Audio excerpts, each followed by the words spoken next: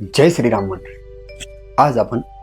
आज एक खूप महत्त्वपूर्ण विषयावरती चर्चा करणार आहोत. तो म्हणजे असा, सामान्य जनतेच्या किंवा सामान्य व्यक्तीच्या मनात कायमस्वरूपी एक इच्छा असते. माझ्या घरात किंवा धावपळ करतोय, सर्व काही गोष्टी करतोय, पैसा कमवतोय, सगळ्या गोष्टी करतोय, पण घरात पैसा टिकत नाही.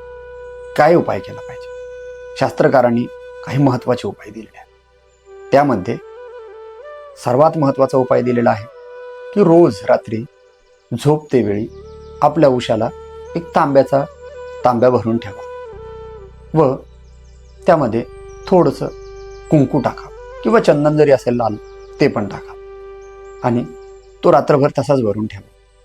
दुसऱ्या दिवशी सकाळी तो तांब्या आंघोळ न करता किंवा आंघोळ केली तरी पण चालेल, आंघोळ वगैरे करून पूजा वगैरे करते वेळेस किंवा पूजा झाल्यानंतर तो भरलेला तांब्या तसाच तुळशीच्या झाडाखाली नेऊन टाकावा. हा उपाय कायमस्वरूपी 45 दिवस केला तर चांगल्या प्रमाणात लक्ष्मीच्या स्थिरतेच्या संबंधाने येणारे सर्व प्रॉब्लेम्स नष्ट होतील. दुसरा उपाय आहे, घरात श्रीयंत्र स्थापन करावे. श्रीयंत्र स्थापन केल्यानंतर कुठल्याही किराणा दुकानातून 100 किंवा 150 ग्रॅम लवंगा विकत आणाव्या.